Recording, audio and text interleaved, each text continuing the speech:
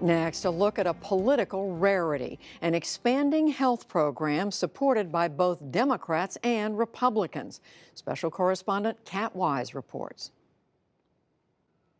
I have a book for you guys today. In Aurora, Colorado, registered nurse Kimberly Hurst is checking in on 19-year-old Sinai Herrera and her 2-year-old son Caleb. 1, 2, buckle my shoe. The visits are part of a rapidly expanding program called the Nurse Family Partnership.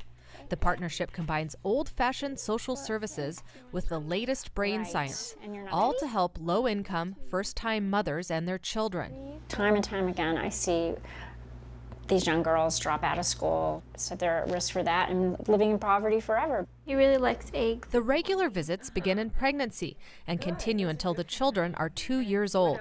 Nurses offer advice on health, parenting, and self-sufficiency. It's really so much more educational rather than clinical. And so I feel like sometimes I'm like a life coach.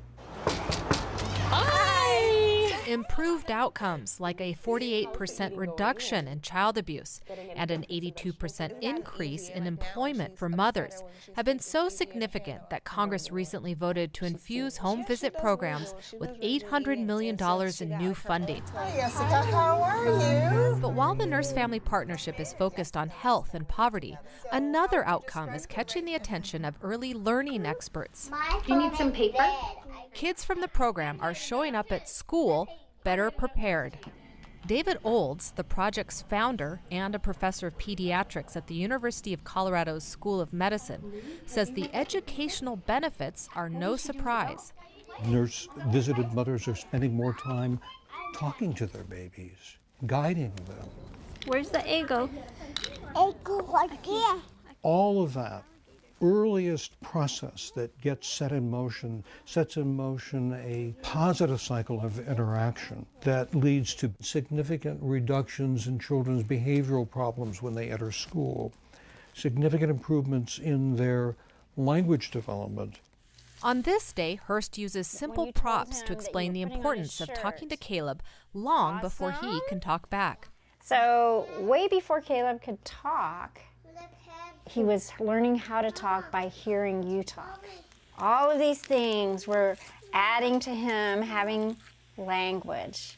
When you read to him every night, when you told him what things were, it bubbled over into language. A baseball? Yeah, baseball. Go get.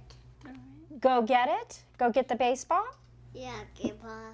It seems so simple, but if he only hears 500 words an hour versus 3,000 words an hour, it makes a huge difference, and it's a lasting difference. Clinical trials show a 50% reduction in language delays by age 2 and a 67% reduction in intellectual problems by age 6.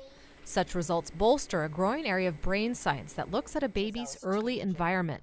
Here at the Laboratories of Cognitive Neuroscience at Boston Children's Hospital, researchers are studying how a child's early learning experiences can shape their developing brain and impact early learning.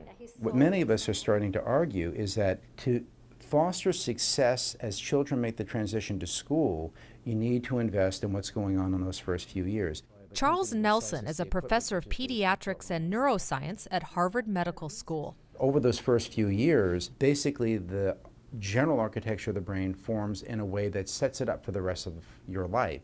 At the Nelson Lab, researchers use non-invasive sensors to pick up communication between brain cells. Millions and millions and millions of brain connections are being built. And so as we build the scaffolding for subsequent learning in those first few years, that scaffolding enables learning that occurs over the lifespan. Tell me what we're seeing here. So what we're doing is we're presenting babies with images of different facial expressions. We want to determine at what age are they able to discriminate different emotions. So the baby sees the different emotions by different people, and as they do that, each time the picture comes up, we're recording the brain activity. Nelson believes emotions play a big role in brain development. When parents are depressed, afraid, or stressed, their baby's brain development can suffer.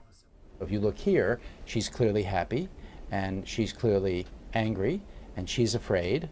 Infants who are brought up in environments where they do not see happy, mom is depressed, or there's something else going on in the environment, respond very differently to facial emotion. Development is seriously impacted. And more importantly, if they don't get them in the first 2 or 3 years, development probably is derailed permanently. Nelson says high poverty homes, like the kind targeted in the Nurse Family Partnership, are vulnerable to stress, depression, and abuse. In these homes, he says, early intervention can make a big difference in brain development. When Sinai Herrera discovered her junior year of high school that she was pregnant, it was a tough time for her.